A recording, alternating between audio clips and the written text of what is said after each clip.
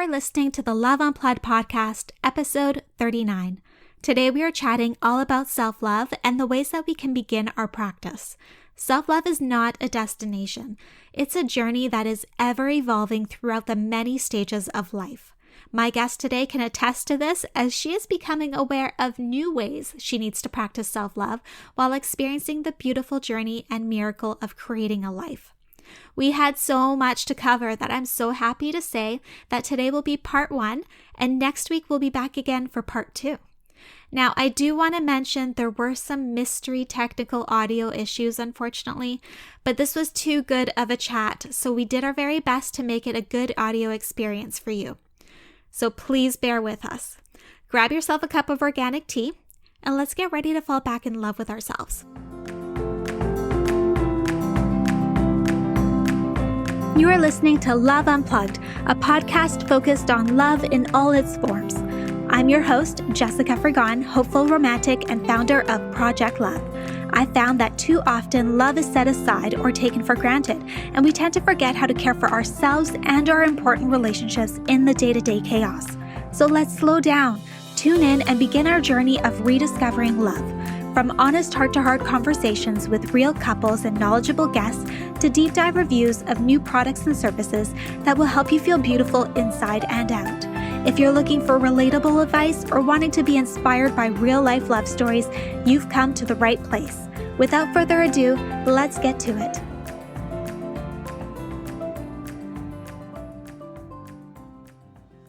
Hello, loves. Today I am joined by Amanda Silvas, a multi-passionate entrepreneur, teacher, and speaker whose mission is coaching women to uncover the next chapter of their lives. She has spent the last 10 years invested in women's empowerment and development, and today she's going to share some tools with us on how we can get back to a place of self-love. So welcome, Amanda. I am so honored to have you as my guest, and I'm so excited to learn all about your experience and advice. But before we start, for those that don't know you yet, I'd love for you to share a little bit about who you are. Yes. Well, Jessica, thank you so much for having me on. I am so honored. I'm so excited to talk about all things self-love and entrepreneurship and how we can blend those two. For those that don't know me, I am born and raised Vegas girl trying to bring some self-love to the Sin City, capital of the world. And I run a business with my husband. I was going to try and describe what we do, but it's like, have you ever felt that where people ask you what you do and you're like, how long you got? Because you're wearing different hats. Definitely. Yes, that's my life. So I run a business with my husband. It's very centered around personal development. He does a lot of mindset, culture trainings, and then I focus more on self-love, relationships, and I do a little bit of business development and branding as well. And so we've kind of organically merged those two. We have a brand that we originally established back in 2014 called Be That 1%. And that was my main platform when I first got started in the coaching arena and speaking and podcasting. And that's this mantra my husband came up with when he started taking the entrepreneurship roller coaster of like, this is so hard. People keep saying no. Like people keep telling me I'm too young. And he's like, no, be that one that keeps going. Be that one that makes it. And this mantra emerged of be that 1%. And I was like, I think you have something here. And so we went together building that brand because I felt it could be an event and a podcast, a movement, something people could resonate and use as their own. And that became one of my speaking platforms as I emerged into the entrepreneurship space. And when we got married, went full force helping him build that. We're college sweethearts, basically turned lifestyle entrepreneurs. And so we work together a lot. And then there's a lot of the times where we don't see each other for days because he's traveling or I'm doing my thing. But it's been really special to build something alongside my partner. And we can talk a little bit about, what are the boundaries like and the balance between all of those roles later too. And right now we are expecting, I am, as we record this, 18 weeks pregnant. So now I'm entering this whole nother chapter of womanhood, mama to be, entrepreneur, all of those things, and just relearning to love myself at each new stage because you wake up, your body's different, you feel different. You're having to give yourself a little bit more grace. It's really hard to plan for the unknown. And so that's the chapter I'm in my life currently. I love that you guys have a common ground when it comes to your passion and your business. A lot of the times, entrepreneurs that are focused on a certain topic or things like that, or a product, they're kind of on their own and they don't really share that interest to a degree with their partners. So it's so special when you have that partnership where it's on the same page with that type of thing as well, because your work, it does take up a majority of your life, right? So it's even better when you're sharing that with your partner as well. Oh, 100%. We get asked relationship questions all the time, especially what do I do when I'm growing in one direction and my spouse is growing in a different direction, or we're not growing at the same time, and I'm really interested in this and they're not as interested. And I see this trend a lot with women entrepreneurs willing to put themselves out there, willing to go to events, willing to get coaching, and their partner or their spouse or even their family members, they're not necessarily not on board. It's just very new to them. And so they're still adjusting and they're just wondering, how do I have what quote unquote you and James have? Mm-hmm. And we get reached out to that a lot. And that's why we tend to talk about relationships and boundaries and things like that, and how to put yourself first and allow yourself to grow. And that way the people around you can grow with you.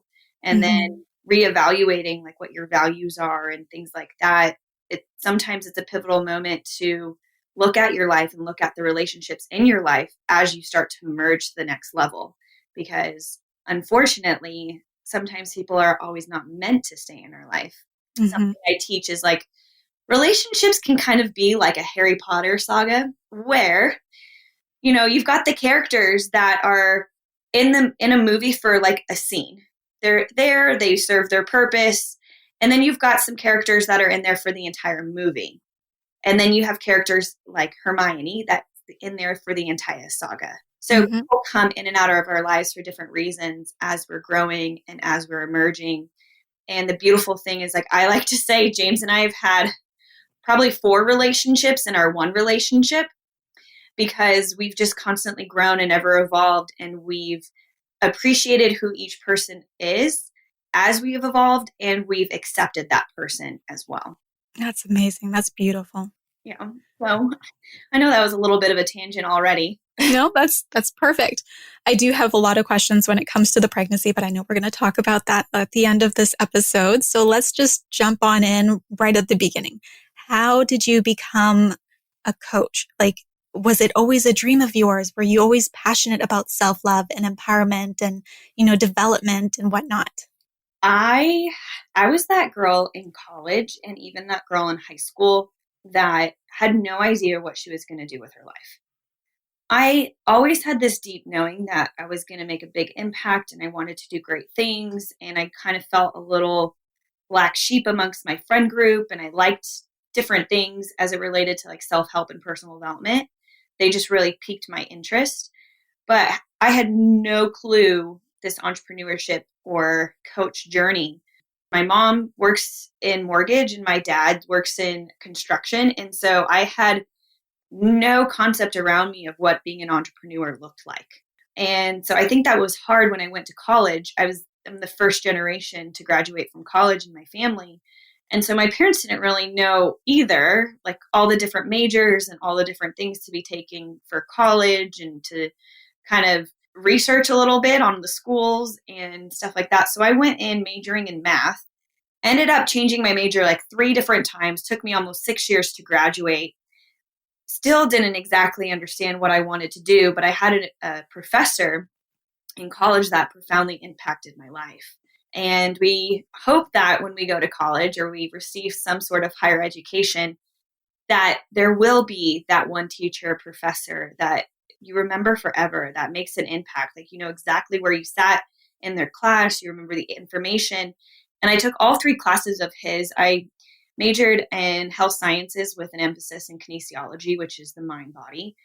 And everything he taught was about the mind. Everything he taught about was getting outside of your comfort zone. And he said, I want you to unlearn everything that you've learned.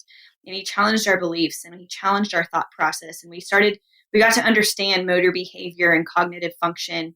And we got to understand what what happens in your brain when you have a new thought or you merge a new idea or you or he started talking about your negative mindset, how many thoughts you have a day and all of these things and how to rewire the brain. And those were the things that I was learning in college. And I just found it so fascinating. I thought, do I change my major again to psychology? And he was just like, no, just graduate. If you want to come back, you can. And at that time, I was in a pivotal moment where I wasn't taking school as seriously as I could have. I was taking my social life way more important. I was in a sorority and I was surrounding myself with the social butterflies, and my grades started to slip and I got on social probation. I had lost my scholarship and I was just in this moment where I was about to turn 21 and I was like, what are you doing with your life? If you're in college, you're kind of floating around. This professor hadn't quite yet come into my life at this point. And I decided, you know what? School's more important. I want to start taking leadership roles in the chapter I was in, and I can't do this with bad grades. I need to get my scholarship back so I can afford school and I can afford the chapter, working a few jobs. And, it was just this light switch where you realize you're so much better than the effort you're putting forward. And so I started distancing myself from that friend group, and I started staying in on Thursday, Friday, Saturday nights. I started studying more. I would rewrite my notes from school in class and do the color coordination that I used to do in high school and actually start highlighting the books, and went to class and did the labs, and I started getting good grades. And it was at the same time I started taking his class. It was literally spring of 2011. I remember this because this is when James naturally emerged into my life, right? It's like when we're finally ready and we're focusing on ourselves, and then he comes in and you're just like, wait, I'm doing so good right now. I don't need this distraction. So it was this tug of war at first. And then I started taking on leadership roles. I became the vice president of membership and recruitment of my chapter, and then the president, and then an advisor and a collegiate director. So I started traveling around all over the US for leadership conferences and meeting other like-minded women and learning what Myers-Briggs was when I was 21, like getting introduced to Tony Robbins and then taking some of his stuff and taking some of Les Brown's teachings and taking them back to my chapter and doing membership lessons around them. Like I geeked out on this stuff and I didn't know what I was doing.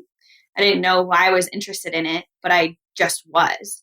Then I graduated, and when that role kind of started dwindling out of my life, just because you kind of outgrow certain things, and I wasn't an advisor or collegiate director anymore, I went full force, like I had said earlier, helping my husband be that 1% in our business. And it was through there where I was the behind the scenes woman wearing 20 different hats, doing everything in the background. And so my husband's talents could shine, and he has amazing talents and amazing gifts. And I was like, you go do that. I'll take care of everything else.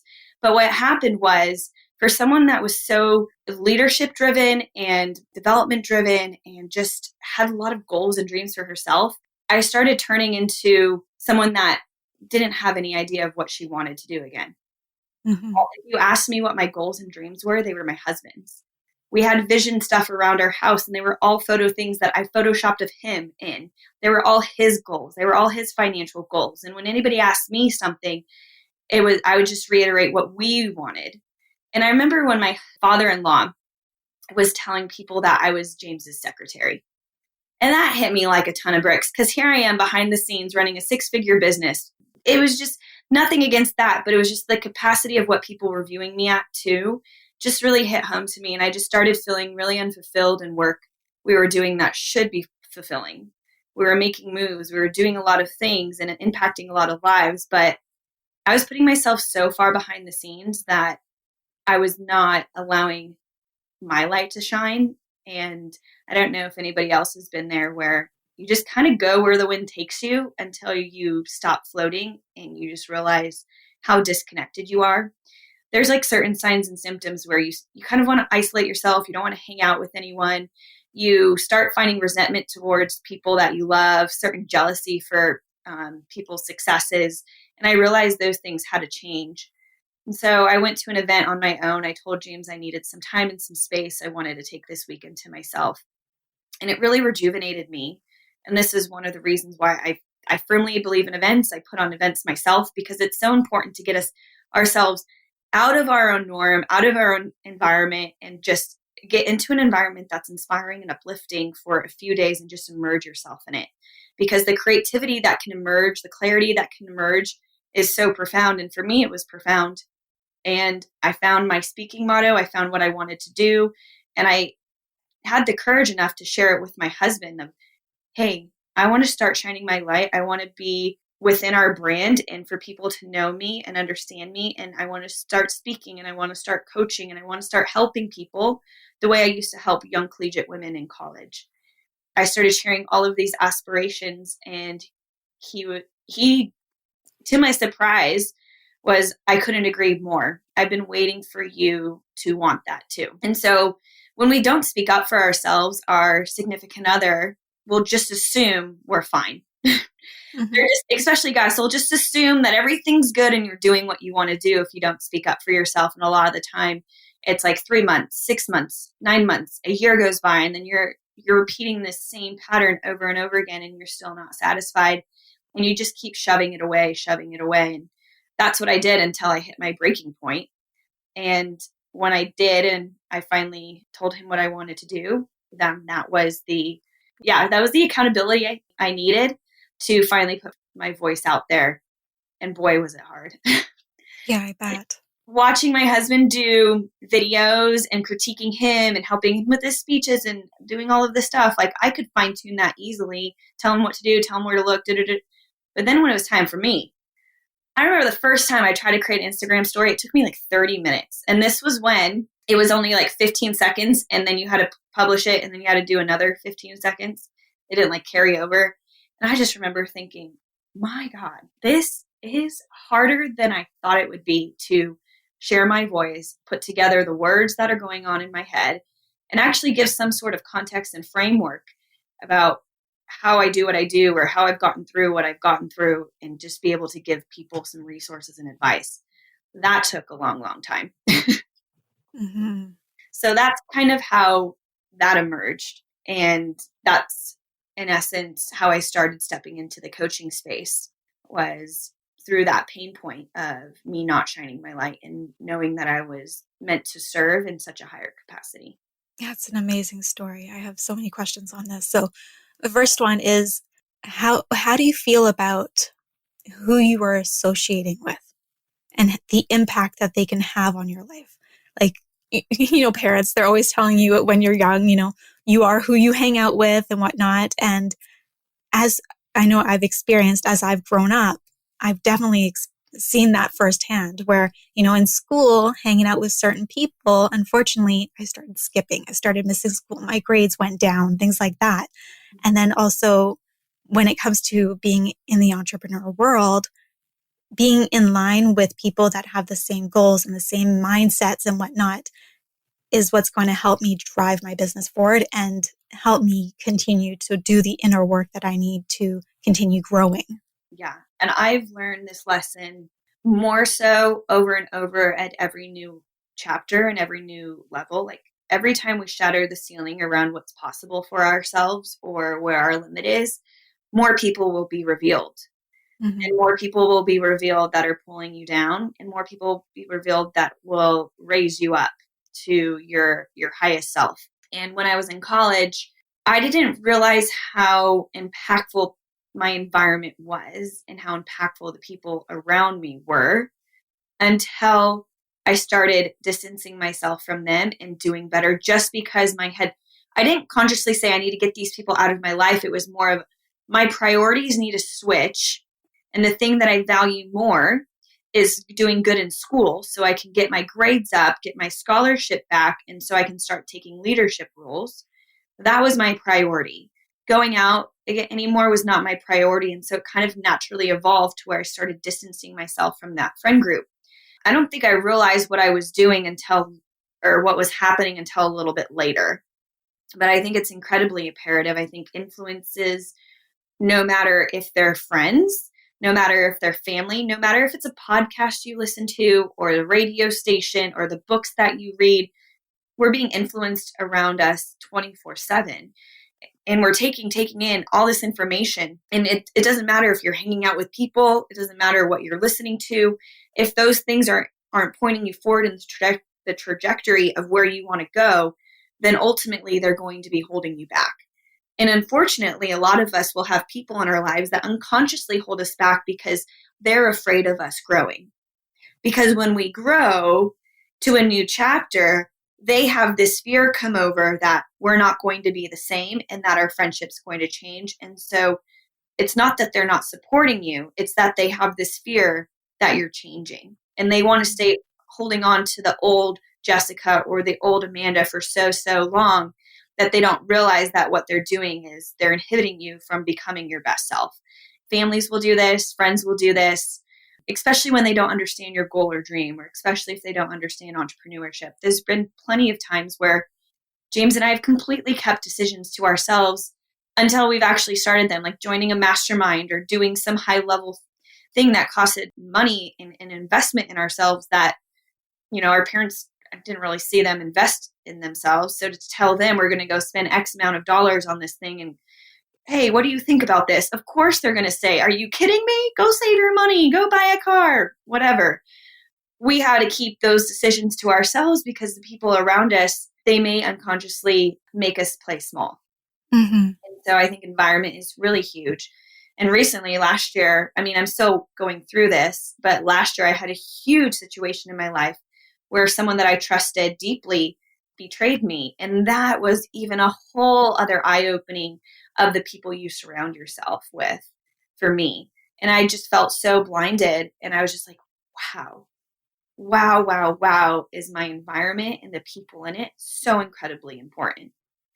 And that was a whole other shock to my soul. Mm-hmm. And it's something that James and I teach a lot, is being around like-minded people. I put together a lot of community stuff because I want to be around like-minded people and help other women be around supportive, like-minded people. And one of the questions, I'm sure you get asked this all the time, is where do I find more of those people? Yes. They're seeking for them. They're gravitating towards them. They want more people like them because a lot of people are weighing them down, or they just don't feel like they can talk about the things they really want to talk about with. And unfortunately, it's really getting outside of your comfort zone and putting yourself out there, because we can't make new friendships isolating ourselves and staying in on Saturday nights and watching Netflix. Like, we got to go to the events. We got to go to the outings. We got to go to the nonprofit functions and the galas, because that's where you're going to meet people doing great things. Mm-hmm. So I love that. I firmly believe in who you surround yourself with matters. Definitely. Now, going to the point where you were doing everything for James, Mm-hmm. and really just all your focus was on supporting him, his goals, his dreams, his business. Do you feel it was because you were avoiding putting yourself in the light? Like, I know with myself, I avoid dealing with the inner work or putting myself outside of my comfort zone. So I will naturally just give my all to somebody else to support them or to help them with whatever they need, and kind of put myself on the back burner so that I don't have to put myself in the light. Mm-hmm. Well, as women, one of our shadows tends to be the helper or the nurturer. And so not all women have that tendency, but most of us do have that supportive role. So it's very natural for us, if we're not completely grounded and clear in our masculine energy, to be like completely focused and all knowing of where our direction is, to kind of waver and kind of flow. And, oh, you're doing that? Let me just put everything aside that I have or had wanted, and let me help you pursue this. Oh, you need that done? Let me help you. Oh, you need me to come early to set up? Okay, let me help you. And then we start putting all of our stuff on the back burner. And then if we do this more and more unconsciously, we realize we're not giving a lot of time and attention to the things that we need. And I think I was in a point in my life where I didn't exactly know what I wanted. So it was easier for me to attach myself to James's dreams because his were so clear. Mm-hmm. And it was almost this, let me buy time in the meantime of me figuring out what it is that I exactly want to do. And I just allowed myself to get swept into that. And I'm sure a lot of us have somehow done that in a career. We're like, well, let me just take this promotion. I don't exactly want it, but it's not that I don't want it. I'll just take it, or I'll take this career thing and we'll just figure it out as it goes. And hopefully the next thing will be revealed to itself. And that was where I was at. It wasn't, I don't think I did it very consciously. It was more of, hey, I want to help you. And I know that I know your talent better than anyone, and I can help you move it forward. So let's go. And in the meantime, I had like not focused on myself for an entire year. I had no idea nor the concept of boundaries, work-life balance whatsoever. I had completely chopped myself off from all of my friend group again, even the good friends for me, because I was like in entrepreneur business building mode. And if they didn't understand it, then too bad. And I didn't have time for this and I didn't have time for that function. And my goal was this one very specific thing, and it had burnt me out. Mm-hmm. Yeah. Okay. Gotcha. Do you think it's important to have like a friend group that has similar interests, like being an entrepreneur, focused on development, things like that, and then a friend group that maybe isn't, so that you have space in your life where you're just not always talking about those things? Like you get a break in some way? Well, I have different tribes in my life for different things. I've seen a few different friends try and make one person their end all be all. And that's, you're setting yourself up for failure because that person can't be it. I've seen women just like attach themselves to their relationship and that's their whole world, where I don't expect James to be my end all be all. Like I have a relationship with myself. I have a relationship for James. I've got my tribe of girls, my couple girlfriends that are just so incredibly close. I've got my entrepreneurship girls. I've got my online community girls that like we've never met like in person, but do things virtually. I've got my more spiritual yoga girls. So I've got different tribes that I go for different things that I've built around me now, because I've understood this concept that no one person or one friend group should be the end all be all for things. And I love that. Yeah, that's been incredibly important for me. And honestly, like that Amanda is still the same that shows up to each of those. She's still interested in the same things. She still talks about the same things. But the thing that I'm specifically interested in, if it's like a yoga session or a meditation or a kirtan, I have different friends that I go with for that. If it's an entrepreneurship event, I have different girlfriends that I go with that. But the Amanda that shows up is the same Amanda. That's perfect. Yeah. All right. So let's talk about love. Okay. What does self-love mean to you specifically?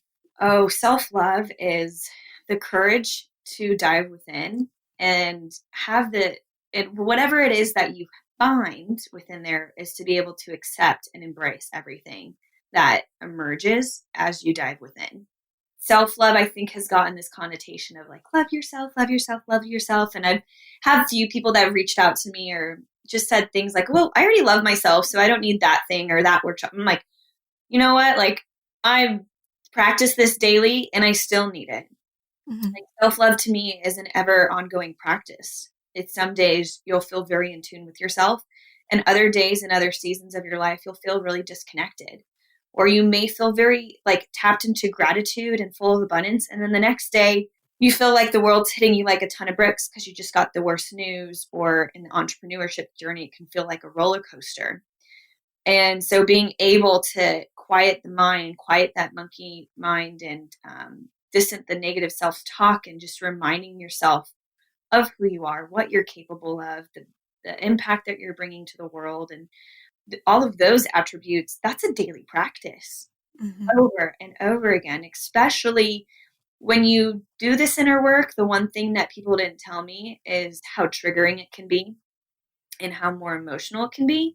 I think that was one thing that I never really heard talked about more, is when you start diving within and you start diving into memories and you start diving into healing and you start looking at areas that you regret or areas of shame, or just starting to try and understand yourself at a deeper level and going back to your childhood and just like uncovering why you believe what you believe is true and challenging it. What happens is someone will say something or something will happen in environment, that's going to trigger you emotionally because you're doing all this inner work, that you're bringing things up because you're not allowing yourself to tuck things under the rug anymore. And that was really eye-opening for me. And when a trigger comes up, it's the reminder that I still have more healing to do.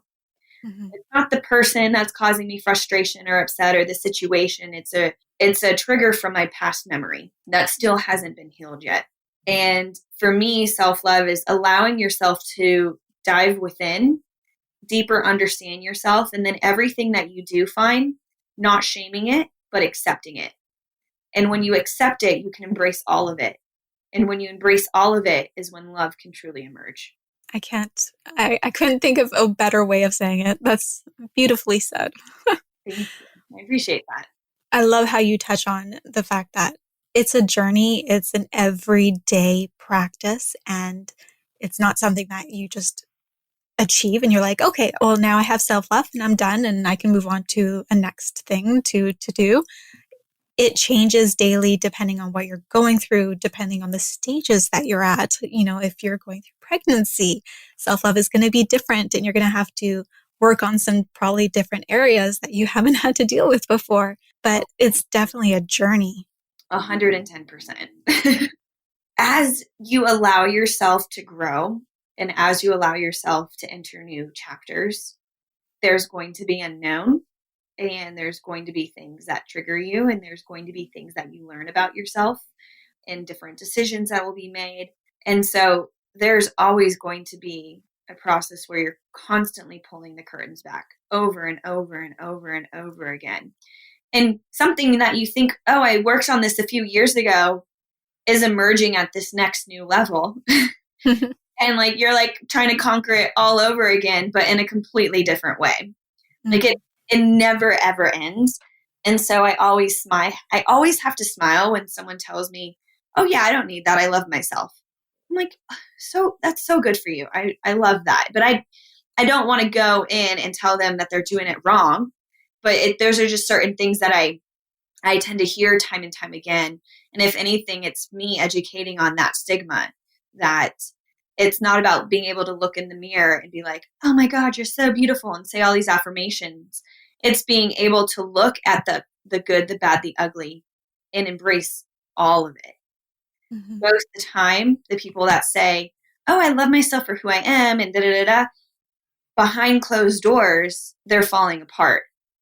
Behind closed doors, they've shoved everything under the bed that they don't like about themselves, so they can only look at the things that they do like. Mm-hmm. And that self-love is looking at the good, the bad, the ugly, like I said, and being accepting of all of it and not shaming your past self or things that have happened, but being able to thank that past self because they've brought an awareness to where you are right now. And that's something you can heal from, and that's something you can learn from and make sure that you become a better version of yourself. Definitely. I think every situation, whether it's bad or good, it's showing you something that you need to see in yourself. Yes. It's up to you to be aware, right? To be aware of what that is reflecting back to you and what you need to learn from that situation. Yes.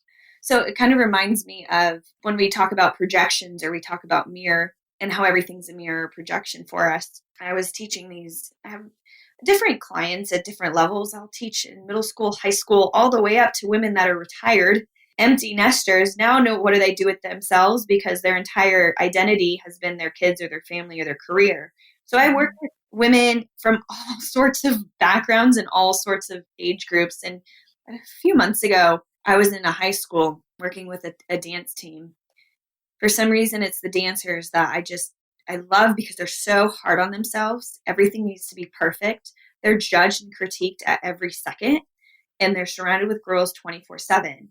And so it's like, that's like my self-love. Like I love going into like dancer groups because there's so much inner work and healing to be done, especially if they've danced for a long time. And one thing that we always talk about in high school, it doesn't matter, over and over and over again, friendships, relationships. It doesn't matter if it's relationships with other people, like girlfriends, or if you're in a relationship with a boyfriend. And this one girl was telling me how she finds herself in these different relationships with guys, and after a certain point, she's like becomes disinterested in them. And she's like, I don't understand what's going on. And I don't understand. And da da da da. And I was like, maybe it's not the guys. I go, I hate to tell you this, and this may be a little mature, but I want you to sit with this, that the common denominator is you. I was like, what are these past relationships showing you? What are these past relationships teaching you? Because if you look at it, you're the common theme in each one of these as to why they're not working out. And she'll say that they did this or they did that. I was like, it's not what they did. It's their expectation or the rule that you have in your head and how they broke it. Or what they did made it trigger an emotion in you that you didn't like, so you put your wall up and you cut them out of your life. Mm-hmm. So people are just these triggers for us. And they're just projecting either a rule or an expectation that isn't met, or it's projecting some past memory that's we don't like the way that it made us feel, so we're going to get mad or emotional and just cut them out of our life.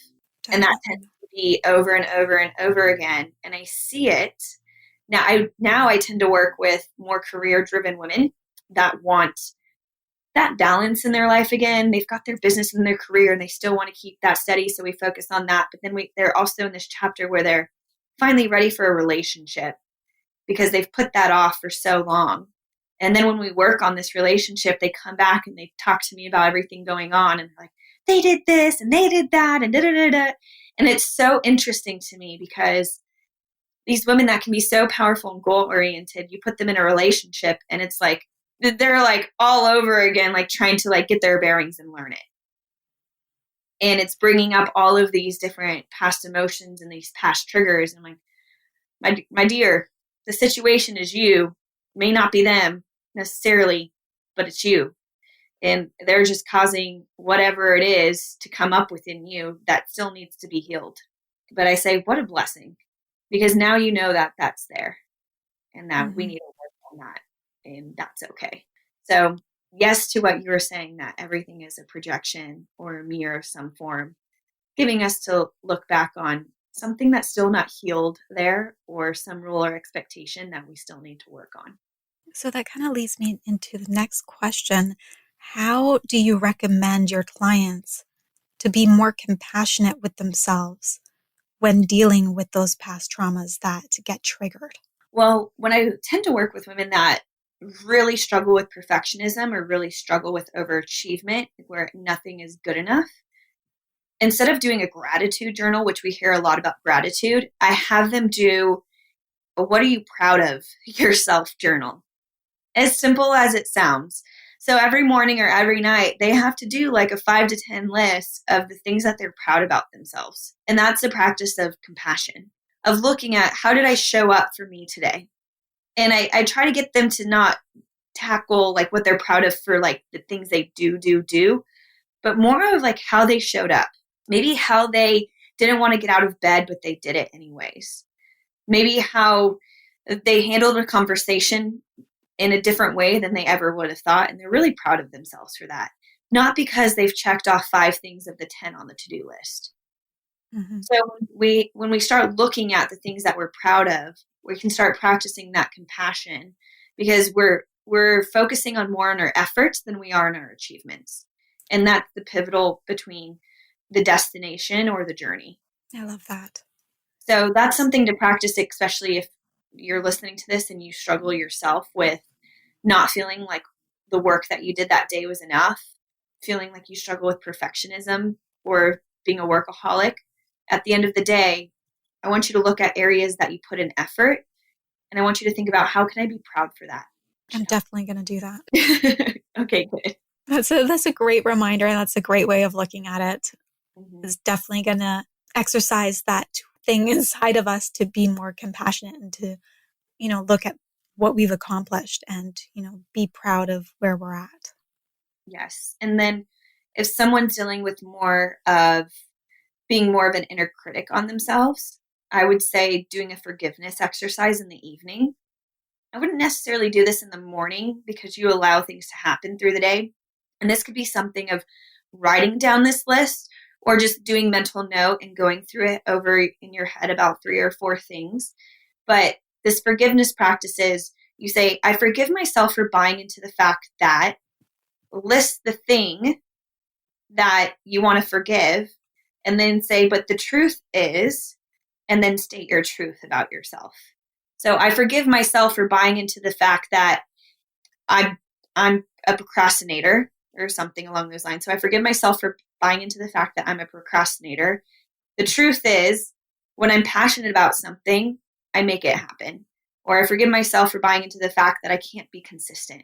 The truth is, and then you fill on your truth. Or I forgive myself for buying into the fact that I can't trust myself. The truth is, and then inserting what your truth is, and that's going to help you develop compassion more for yourself and look at what's true versus this negative mind that only wants to look at what's negative. Those are such great journal prompts. I hope everybody will use them in their lives because I'm sure everybody can benefit from them at any point. Mm-hmm. Yeah, forgiveness in the evening is a game changer. I do this exercise way more in depthly at some of my events, and it's always eye-opening because what someone really wants to start with, why they say they come, is completely superficial as to the reason, the root reason of what's really there. And so when you allow yourself to dig deeper, of I forgive myself for buying into this fact, but the truth is, it's almost like that truth will set you free, and it will set the weight that you're putting so much on your shoulders, and you'll start to feel that tension release physically. Amazing. So have you always practiced self-love? Did you ever struggle with any aspects of it through any of the stages that you've gone through in life? And then where are you at right now with your practice? What does that look like? So I feel self-love, or the concept of self-love, started emerging for me around 2015, 2016. And that's when I started practicing it. That's when I started understanding morning routines and self-care and taking time for yourself. I don't think it was until a few years later that the word self-love kind of emerged and started trending to where it kind of gave it a name. Mm-hmm. But I would say that it has been something that's ever continued and ever evolved. And it started with like a 5-minute meditation of staring at a candle on the ground with the flame. And that's what I could focus on with music in the background because I Googled, how do you start meditating? And that was some techniques that came up. And then I slowly graduated from that. And then I slowly started incorporating more journals. And I slowly started listening to other people and to podcasts and stuff like that. So I started getting this person on the personal development gain again. And then being able to really take some time for myself. And then I started doing some events and retreats on my own, being able to have that weekend for myself. I've been able to go into some dark places, work with different coaches and different therapists to be able to practice these things and these elements on my own before I'm able to teach them. So there's been evolutions to it, and there's constant digging. I'm never in a place where I'm not digging and asking why. I'm never not in a place where I'm not reading or trying to expand my awareness around myself. Those are things that I'm always very innately in tune with. And there's something that I'm always diving deeper and deeper within because I'm just generally so curious. I find it like almost like a little research experiment. Like, I wonder why this and I wonder why that. And then as soon as I kind of find my formula, I find my framework that works, and I put it together and I put it out sometimes as a free resource, or I put it together in a workshop, and I've kind of just let those things naturally emerge. And so now that I've stepped into this more coaching and speaking and teaching element, like I use myself as this little experiment on this journey to figure out what works, what doesn't, what things that I liked, and then taking them and teaching them. So for me, it's always evolving and always growing, and I'm always constantly practicing it. Times where it's been hard is when I was in times of betrayal, and that was really challenging. It was challenging on my marriage. It was challenging on my own self around what was going on in my life. And so those were things where I was in kind of a dark place with that. And then as I emerged into this motherhood, like your body's changing every day. So being able to practice a more body love is incredibly crucial.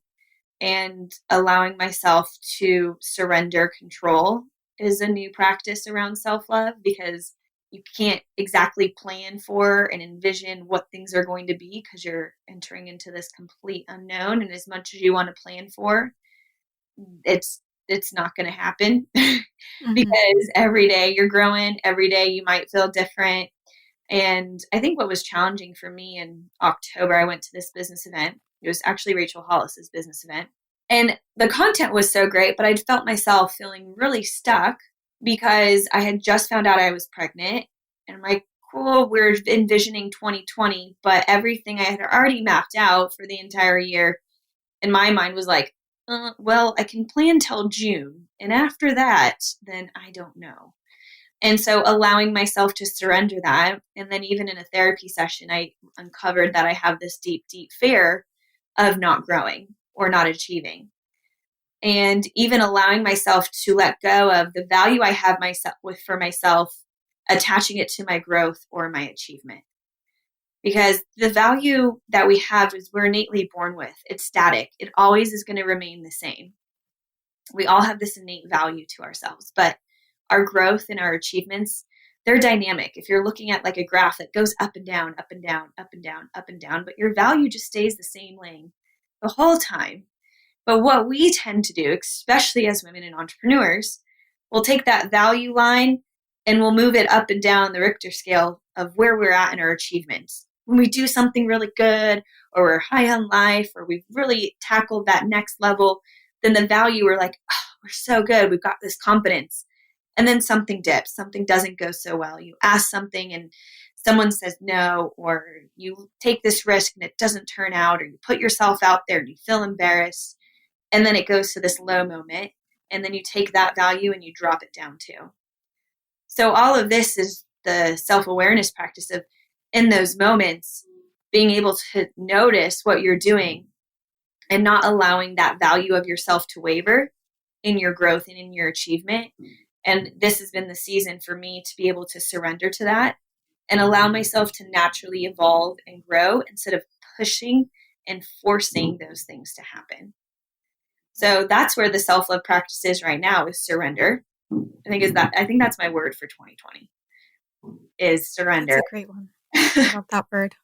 And being able to let things naturally evolve instead of pushing them and forcing them to happen. And that's where my practice is right now. It's definitely not an easy one for someone who is so used to having everything planned and knowing where they're going to now just kind of surrender to it. Oh, 100%. 100%. There's been like one of my practices in the past has been surrendering control. Like, you should have met me 5 years ago because I could have not given anyone a task to save my life because it needed to be done my way and all of that type of stuff. Or even just making pizzas with my husband, the toppings needed to be in a certain order and the dishes need to be in a certain way. I've surrendered that over, and it's is the pizza going to taste any different? No. Are the dishes still going to get clean? Yes. There's things that we can slowly pull our finger back on controlling every little aspect of our lives. And that's a self-love practice. Because the reality is we can really only control ourselves.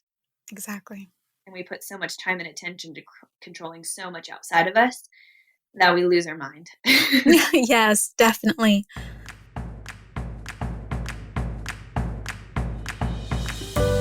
I'm Jessica, and thanks for tuning in today to Love Unplugged, the podcast. If there are any questions or topics you'd love answered on the show, head on over to www.projectloveco.com and share your request with me.